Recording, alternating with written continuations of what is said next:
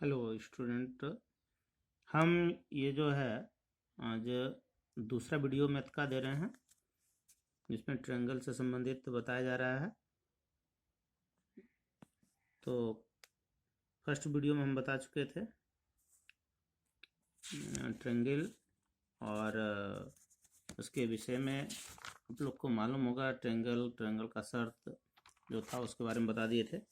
आज हम इसमें बाह्य कोण, अभिमुख अंतःकोण क्या होता है इसके बारे में विशेष रूप से जानेंगे। तो सबसे पहले हम देखते हैं exterior angle and interior opposite angle. इसका हिंदी में क्या होता है? बाह्य कोण और अभिमुख अंतःकोण।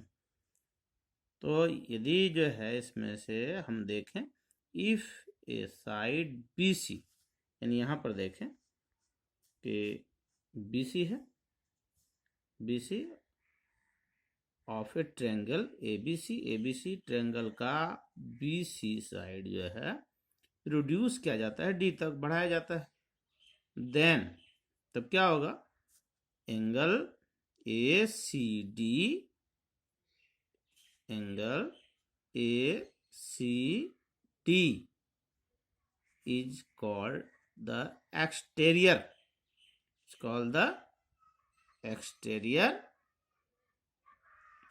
और यहाँ पर एक्सटीरियर एंगल क्या होगा? एक्सटीरियर एंगल कहलाएगा। कहाँ पर, किस पॉइंट पर कहलाएगा? यानी कि C पर, पॉइंट C पर यह जो है एक्सटीरियर एंगल होगा। इसमें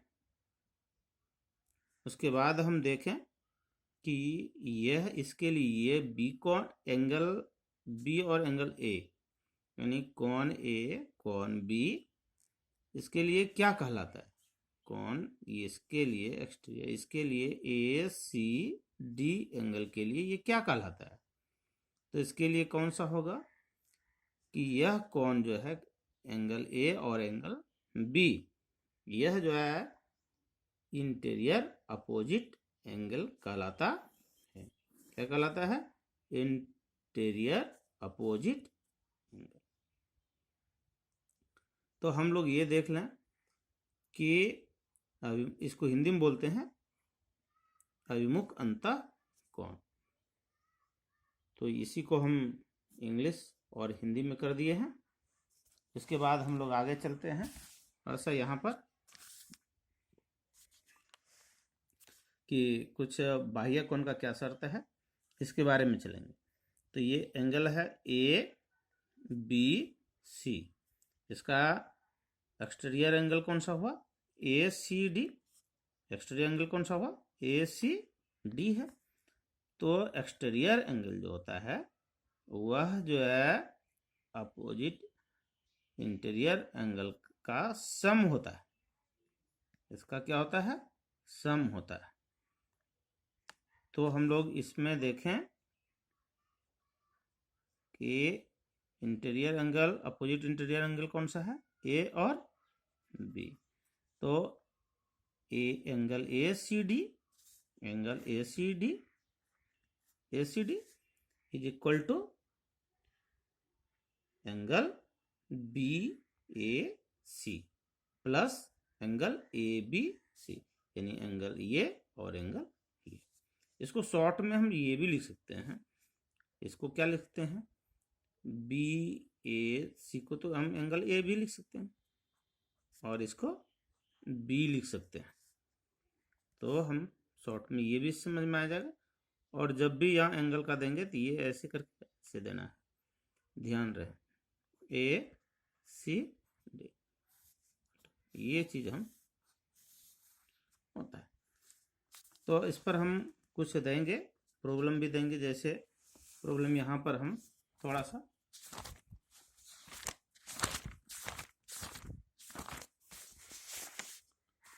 यहाँ पर दें, जैसे एक ट्रायंगल बनाते हैं, ठीक है।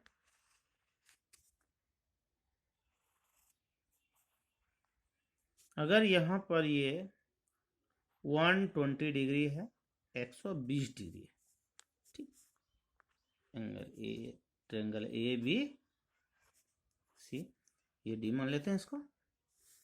तो ये 120 है और इसमें से आपको दिया रहे कि ये बाय 70। तो बताइए ये एंगल कितना डिग्री का होगा? तो ये एकदम बिल्कुल आप सॉल्व कर सकते हैं इसको। कैसे कर सकते हैं?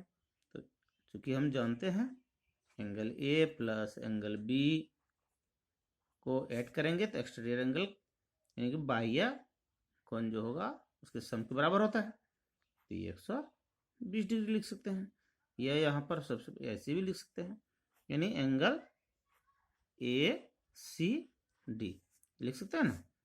तो यहाँ पर एंगल ए कितना है? 70, और यहाँ तो एंगल बी निकालना ही है, 120 हो गया। बी इक्वल टू कितना हो गया? 120 minus 70। Okay, B equal to हो गया, यहाँ पर सब्ट्रैक्ट करेंगे कितना होगा? 50। ओके, कोई प्रॉब्लम? तो अब इस तरह से दिया जाएगा बनाने के लिए सॉल्व। अब तैयारी करना है घर में किस प्रकार से कि ये कॉन्सेप्ट के आधार पर आपके बुक में होगा, उस बुक के अनुसार से आपको कुछ तैयारी करना है। ओके,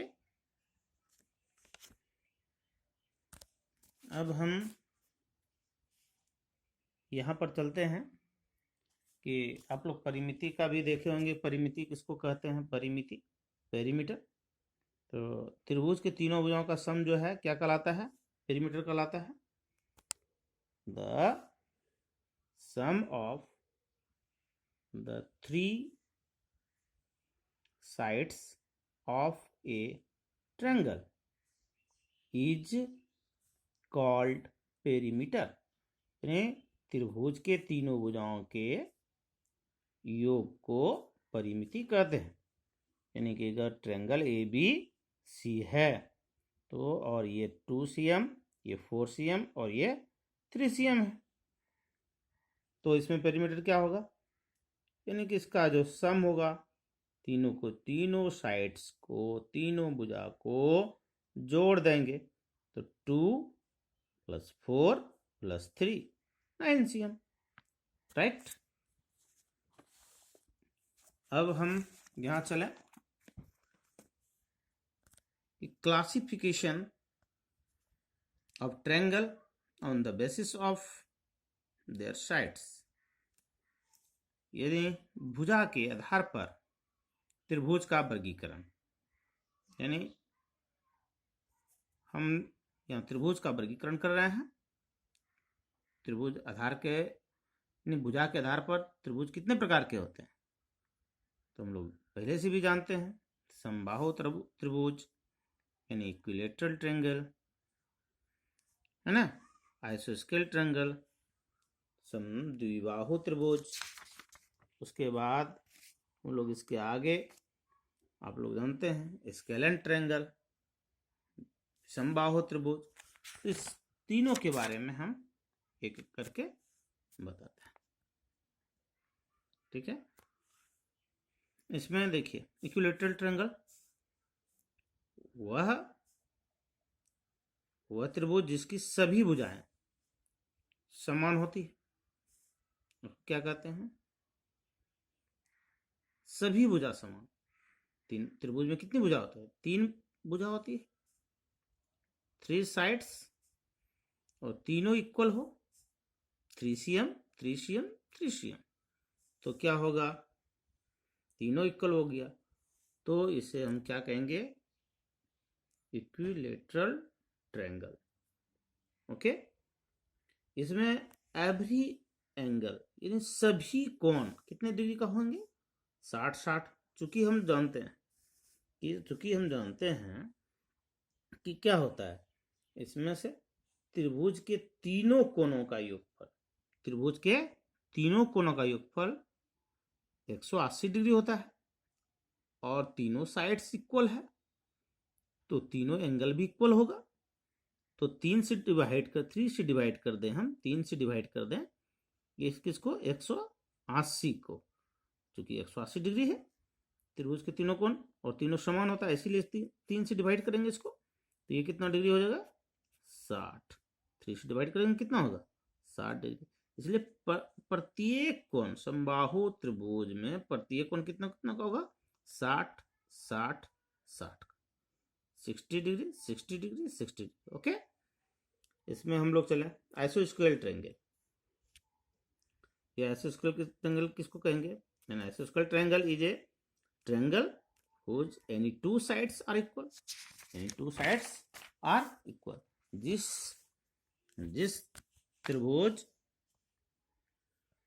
जिस त्रिभुज की दो भुजाएं बराबर हो उसे समद्विबाहु त्रिभुज कहते हैं। इसमें दो भुजा कौन कौन है, अगर ये ट्रायंगल ए बी सी है, ए बी इक्वल टू ए सी, यानी ए बी और ए सी बराबर है, तो इसको क्या कहेंगे, इसको क्या कहेंगे समद्विबाहु त्रिभुज। ठीक है, अब देखिए, और इसमें एक कि समान भुजाओं के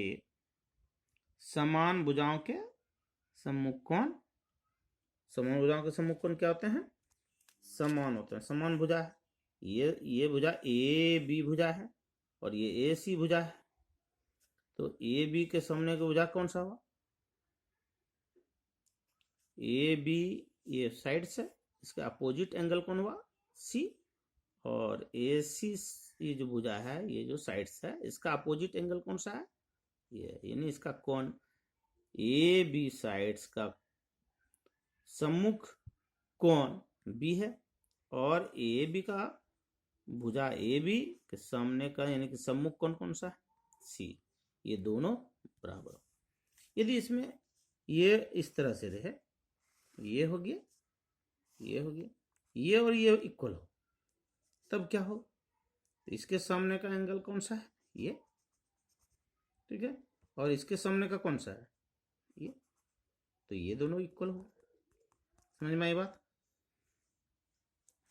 अब हम चलें स्केलेन ट्रायंगल, जिसमें से हम कह सकते हैं कि जिसमें एक भी भुजा बराबर नहीं हो, तीनों जो भुजा है,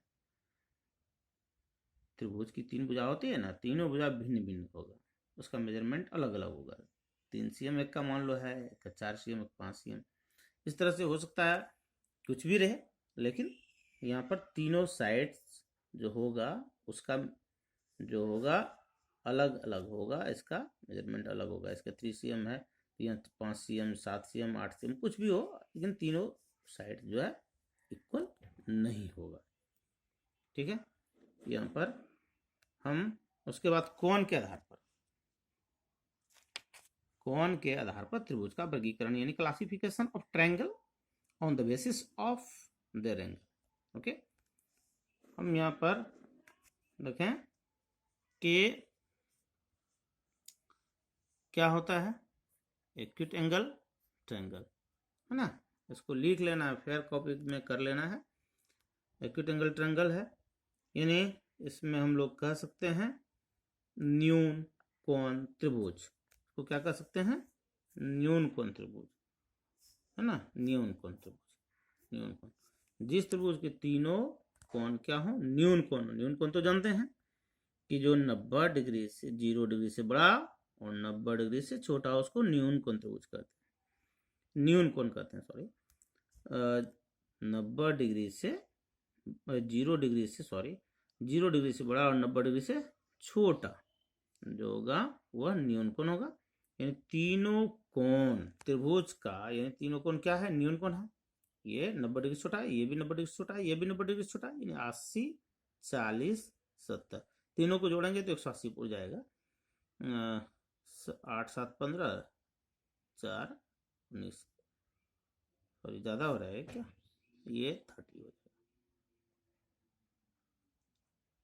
30 इस तरह से। ठीक है, 8 7 15 83, ओके। यानी कि त्रिभुज के तीनों कोणों का योगफल 180 डिग्री, ये 70, ये 80, ये 30, तो यहाँ पर हम देखें तीनों न्यून कोण है, इसलिए न्यून कोण त्रिभुज हुआ। राइट एंगल ट्रायंगल तो आप लोग जानते हैं, जिसमें कि if one of the angle of triangle is A right angle is called the right angle triangle, यानी समकोण त्रिभुज होगा, इसमें एक कोण कितना होगा 90 डिग्री होगा। एक कोण, ये एंगल, ये अगर ट्रायंगल है ए बी सी, इसमें एंगल बी क्या है 90 डिग्री है, 90 डिग्री है एंगल ए बी सी। इस प्रकार से ये राइट एंगल हो गया। अब है, अब यहां पर देखें ऑब्ट्यूज एंगल ट्रायंगल, अधिक कोण त्रिभुज। इसमें हम क्या देखें कि इफ वन ऑफ